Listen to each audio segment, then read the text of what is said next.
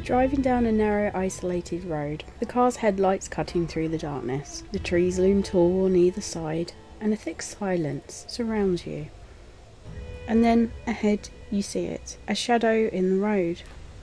At first you think it's just a trick of the light, maybe a person standing there. But no, this figure is too tall, too unnatural. And as the headlight falls upon it, you clearly see it. Glowing red eyes, wings stretching out in the night sky. And it moves too fast, chasing you, coming near to you. What do you do? Do you stop? Or do you drive as fast as you can, praying it's not real?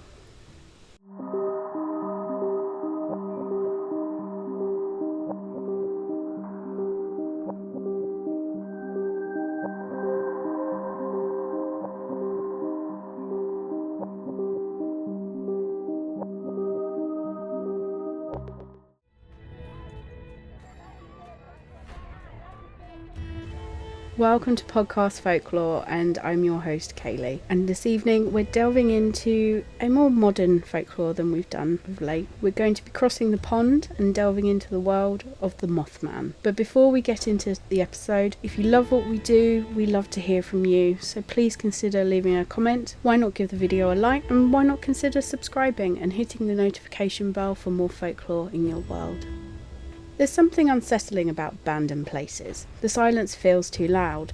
The shadows too alive. The TNT plant in Point Pleasant was no exception. Built during World War II, it was a hive of activity, a factory of destruction, churning out explosives for the war effort. But when the war ended, it was abandoned, leaving behind empty shells of buildings and poisoned landscapes. Over time, nature crept back in, wrapping the ruins in a suffocating shroud of decay. And it wasn't long before people began to whisper about strange occurrences, unexplained noises, sightings of shadows that moved when no one else was there. And then the first reports of the Mothman. Teenagers who dared to explore the plant spoke of glowing red eyes watching them from the dark. Some claimed to hear wing beats, heavy and deliberate, echoing through the cavernous spaces.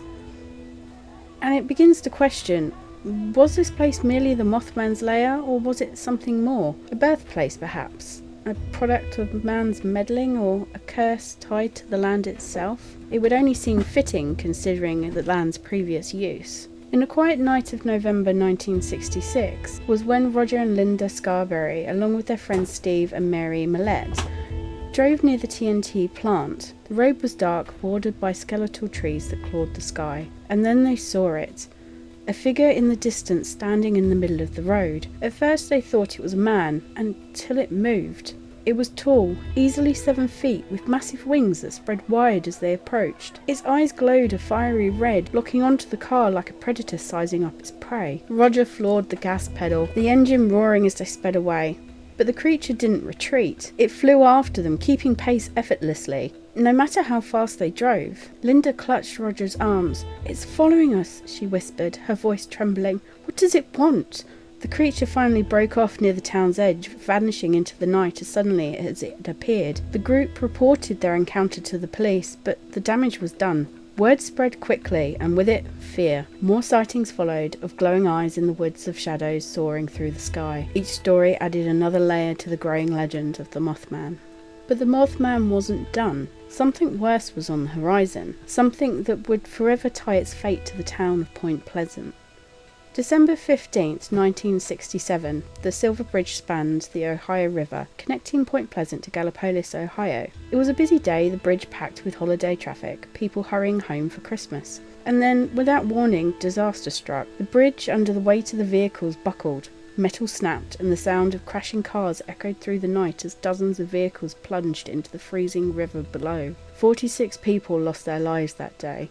The Silver Bridge became a symbol of tragedy and death, but it also became inextricably linked to the Mothman's legacy. You see, in the weeks leading up to the collapse, sightings of the Mothman had intensified. It was seen perched on a bridge, its glowing red eyes watching the cars below. Some people even reported strange dreams, visions of drowning, of Christmas gifts floating in the river. And then, after the collapse, the sightings stopped. The creature was gone.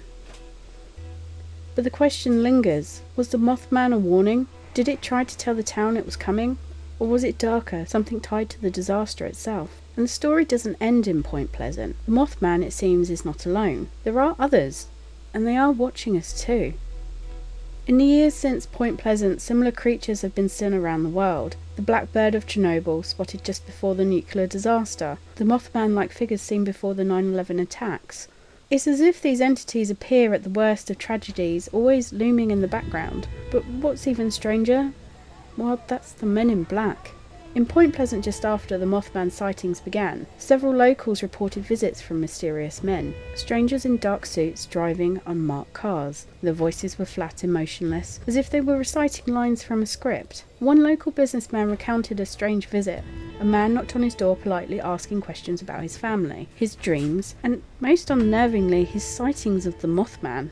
Before leaving, the man simply said, "Forget what you saw, it's better that way," and then he was gone. But even if the Mothman disappeared from Point Pleasant, it seems that the government was now involved. Who were these men? Or were they trying to silence the truth? What were they protecting? The legends still remain to carry on in Point Pleasant, and in fact, it's only got stronger. You see, today Point Pleasant embraces the Mothman as part of its identity. There's a museum dedicated to the creature, complete with artifacts, photographs, and stories from those who lived through it all. And every September, the town hosts the Mothman Festival, drawing thousands of visitors eager to see where it all began, and maybe even glimpse the creature themselves. But behind the fun and the festivals lies something a little creepier. The Mothman isn't just a local legend. He's become a bit of a symbol. The symbol of the unknown and things we can't explain. Why do we hold on to these stories? Is it for entertainment or fear? Or is it something in our hearts that knows that these are mysteries we can never solve? The Mothman is a reminder that there are still things beyond our understanding, and maybe that's a little terrifying. But that's also what makes life wonderful, isn't it? Because in the end, it's the unknown that keeps us asking the real question. If the Mothman returns, will we listen this time? Is he going to give us another warning? And if we ignore the signs, only to realise it's too late, what should we have feared all along? Point Pleasant has long since made peace with its strange history, but the Mothman continues to watch over the town, immortalised in a gleaming steel statue with piercing red eyes. But again, we still never get an answer, do we, in every time that we explore some mythical creature. Why are they here? Because here's the real thing about myths. They're never just stories, they're reflections of fears and unanswered questions, and the human desire to search for the truth. You see, there are more sightings of the Mothman, and many that are still undocumented to this day. For example, it was a quiet evening in rural West Virginia where Merle Partridge was winding down his day at home. The soft glow of his television filled the room as he relaxed in his favourite chair. But then something strange happened. The screen flickered. The familiar programs dissolved into bursts of static and then high-pitched whine, a sound so sharp that it made Merle sit bolt upright, and his dog Bandit on alert, growling at something unseen outside. And then it stopped. Silence filled the house, and save for Bandit's low threatening growl, Merle approached the window, his heart racing. He peered into the darkness, and that's when he saw them. Two glowing red orbs floating just outside the tree line. Eyes. Bandit barked and dashed out the door, disappearing into the night, and Merle called after him, but there was no response, only the oppressive quietness of the woods.